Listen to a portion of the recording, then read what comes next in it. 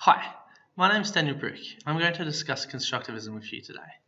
Within this presentation, I'm going to discuss what is constructivism, the role of students and teachers in a constructivist classroom, and how constructivism relates to my personal teaching beliefs. So, what is constructivism?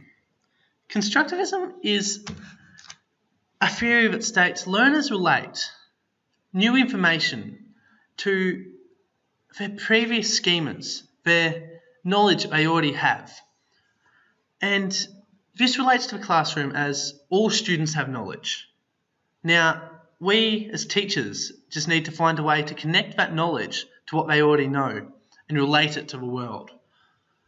So, constructivism in the classroom is where learners actively construct meaning by building on prior knowledge, experiences, and critically reflecting on these.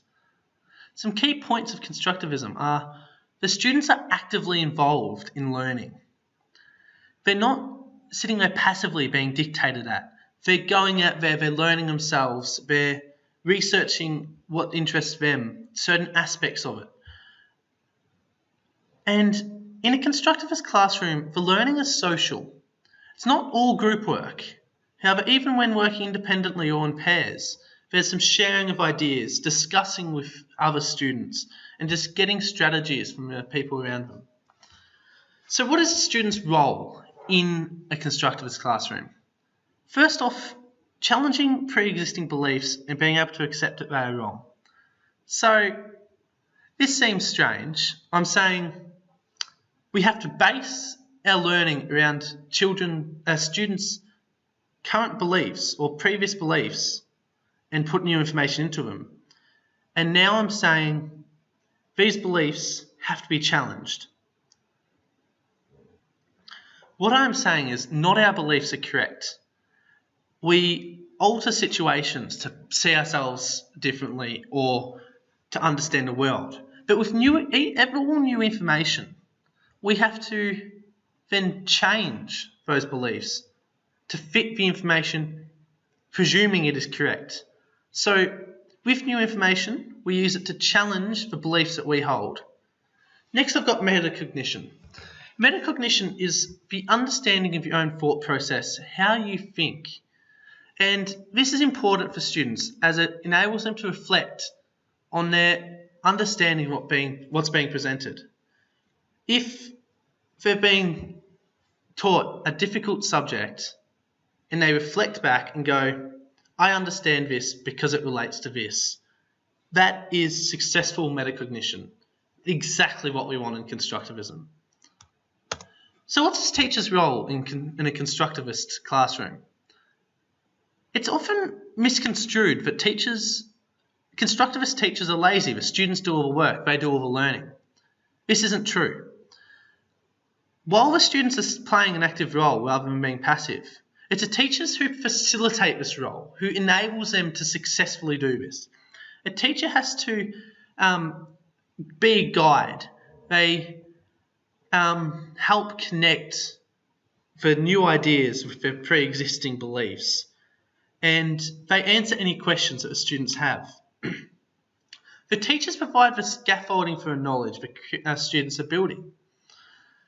They are a guide on the side, not a sage on the stage, is just one of the many sayings you'll see.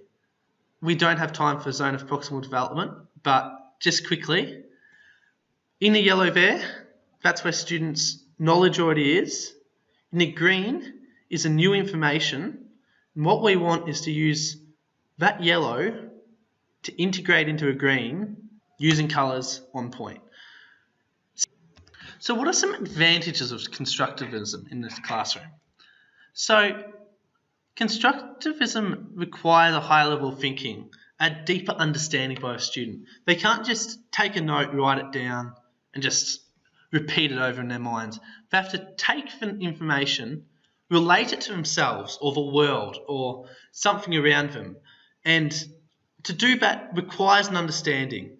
And by doing this, it creates that deeper understanding and deeper memory, so it's easier to grasp when we need it. Next, students, as I've said, can relate what they learn to life outside school. as I'll mention later, the point of school is to prepare us for life. We go there for 13 years, and it is vital that we learn some skills. What we learn in a constructivist environment, we will remember and be able to use. Some disadvantages is how hard it is for a teacher to plan. So, as a teacher, any teacher, it takes a lot of planning for every class. However, most classes are structured enough that once you've got it planned, you don't have to change much. However, in a constructivist environment, you have to alter your plans to suit how the students are that day. Maybe they're tired, so they're not getting it as well. Or they just don't have as high a level of understanding as you thought they did. So you have to lower the level you're teaching at. Or maybe they have a higher understanding, so you have to raise its understanding, the level you're teaching at. This requires constant changing and analysis of how the students are. So how constructivism relates to my teaching beliefs. So I've got a psychological background, and reading the learning theories, it all about the deeper understanding means the memories will be there for life, for longer. And you'll actually understand more the deeper you go. So deeper understanding is better than surface understanding is one of the main points of constructivism. I like about constructivism because constructivism brings deep understanding. And in a constructivist classroom, the students are engaged in their learning. This has so many benefits. The two main ones I have here is it can lead students to enjoying education more, which is vital. They spend 13 years at school. If they enjoy it, it's a lot better for them, a lot better for the students, and will have better results. So, we have to just, if they're engaged, they enjoy it.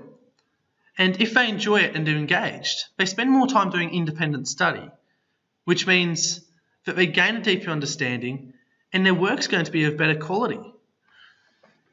Now, I'm going to leave you with this. The purpose of education is to prepare students for life outside school, not to prepare them for an exam. Constructivism gives information to students they will remember and can be applied outside of life. Exams only matter when you're in school and university. After that, remembering those facts, well, you don't remember them, so it doesn't matter. Thank you.